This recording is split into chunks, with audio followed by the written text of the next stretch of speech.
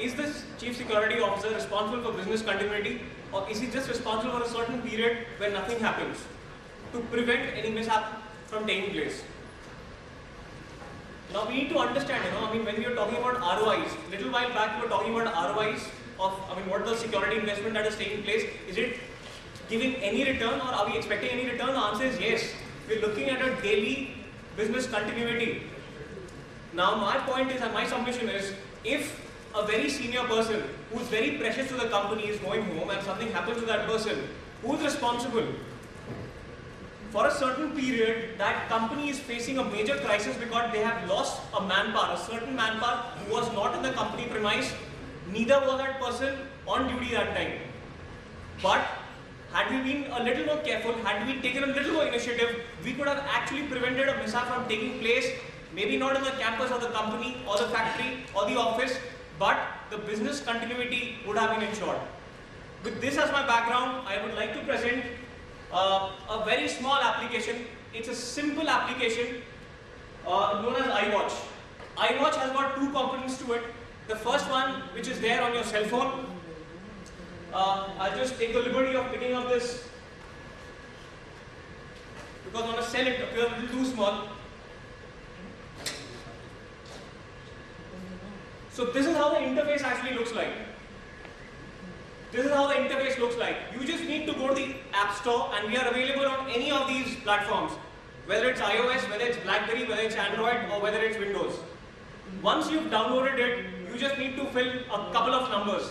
For an organization, there is another component to it, and that is the control center. What you see in front of you is basically a customized URL which we give to you. And if you're company X, you get to see only the alerts which have been raised by company X employees on your screen. Whether they are going home, whether they are coming back from some trip abroad, or whether they have gone on some holiday trip, you are always with them. In case of any emergency, it is not that everybody is getting hassled. To prevent that from happening, what we have done is basically, we have made different kinds of alert. So in case you want to call your security at a certain period, you press the security alert. In case you want to inform just your family members, you press the personal alert. If you want to inform your doctor, you press the medical alert. Yesterday when I was interacting with Mr. Basi, the commissioner, he said we require intelligent alerting system. And the irony is we do have intelligent alerting system.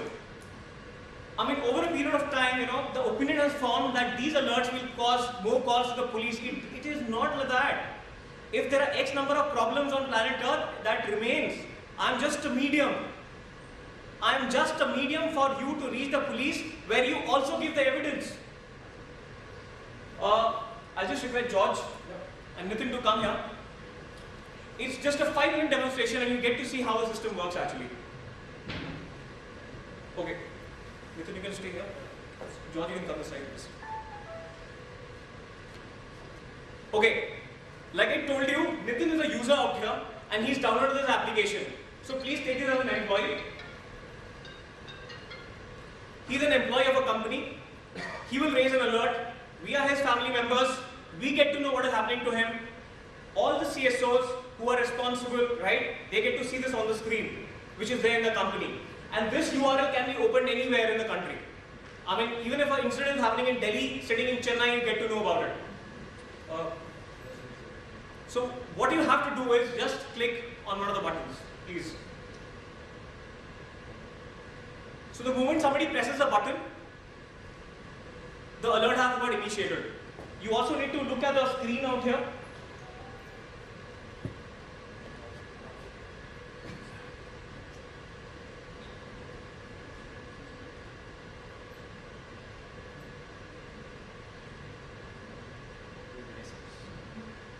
So what is happening right now is basically he's recording whatever is happening in the vicinity. So in case he's in problem, the audio has got recorded, the video has got recorded, and all the people whose numbers are stored will get a message simultaneously. Now all these things are happening with just one single press of a button. The call is coming to me now. Nitin ISL. That's how I stored his number. If I do not pick up, the call will go to the second person.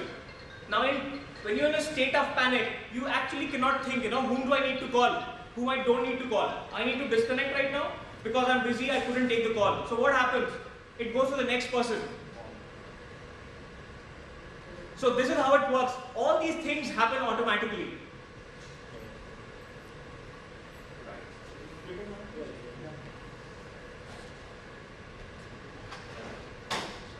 Okay, I'll just request you all to have a look at our screen right now. So George has got a call. After I disconnected, George got a call at the second call guardian. Now sitting in the control center, the person just has to click on the icon. So you go to number 3.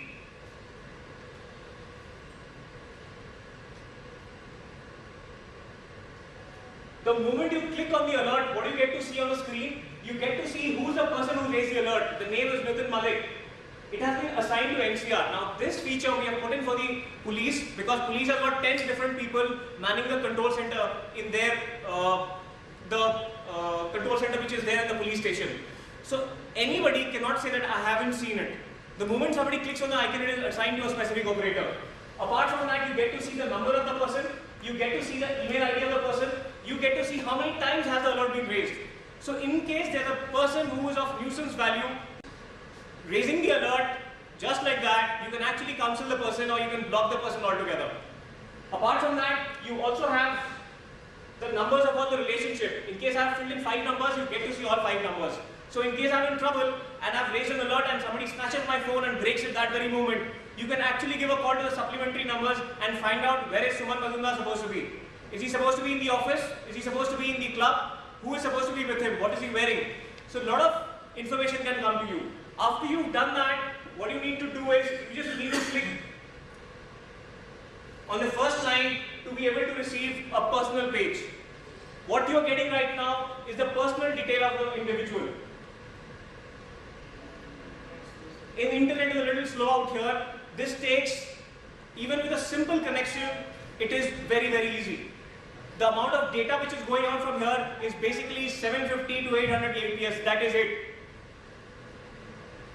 What is appearing in front of you is basically the individual screen.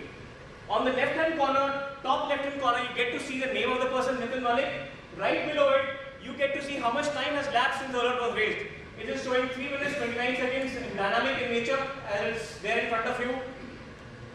The blood group, in case the person has filled in the blood group, it will appear to you. So in case of an accident, it is very, very helpful. Next is, what is the type of alert? If it is a personal alert, then obviously the reaction is planned accordingly. If it is a sexual harassment case, it is planned accordingly.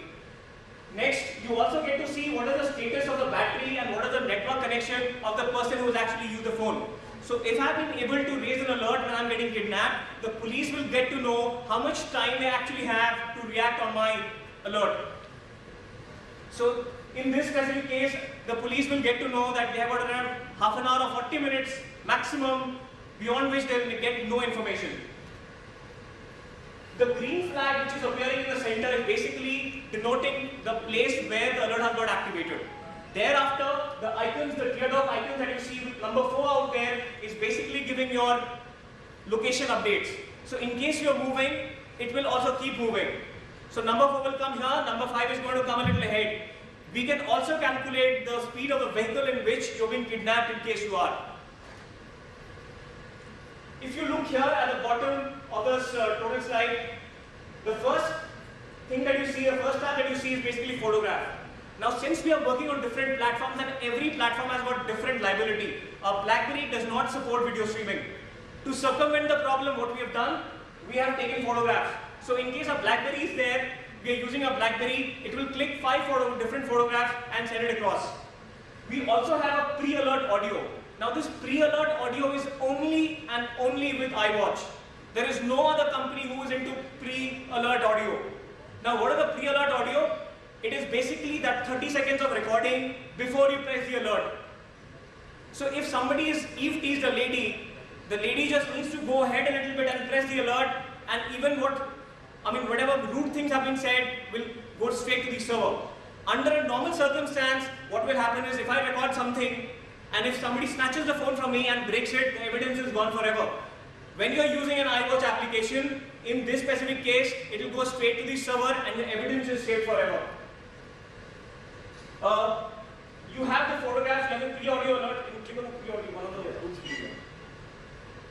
So when you have the loop in front of you, you actually get to know that maybe it's just a riff-raff case, whether it's a domestic violence case, whether it is a sexual harassment case, whether it's an accident. And accordingly you can plan your response. Okay, the sound is not rated there. That's,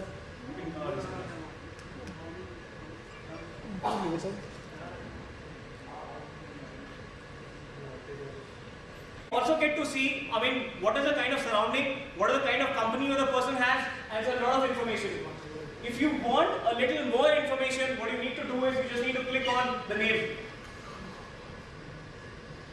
The moment you click on that, the amount of information which comes in front of you is humongous. If you tell your employees, please fill in your employee data, you also get to see that. You also get to know what is the mobile model, what is the network being used. These are some things which we are taking from service providers straight away. Next, you also get to know the medical details in case you want, because if somebody has met with an accident and somebody is unconscious and cannot share what is the problem, you can always come here and always have a look that who the doctor is, what is the doctor's emergency contact. So maybe I can give a call to the patient's emergency contact and find out what the problem is in case the medical history is there. Next one. The medical condition, in case before I administer any medicine to the person, it is better I know that the person is suffering from, whether from diabetes or the patient is a patient of low blood pressure or maybe the lady is pregnant. Next one. The insurance detail, most of us are covered by cashless facility, but at the right time we tend to forget, or maybe we are not carrying that number. With this application, you are carrying your insurance number every time and everywhere. Next is the call guardians. You get to see who the persons are. In case you fill in the relationship, you also get to know who the relations are. And last, it's basically the user setting. Whatever feature we've talked about, you can able or disable it as a user. But we as the people who have developed it, we always tell you the moment you disable any of the features, you're diluting the total application. So this is as simple as that, and this is a very, very helpful thing. And in case you do give it to your employees, understand one thing, you are just empowering an individual to raise an alert. You are not responsible for the respond after that. Whether you respond or whether you engage a third party to respond, or in case you say that maybe your call guardians will respond, that is totally your baby. But in case you do empower an individual, understand you have just contributed to the business continuity. Thank you. Any questions?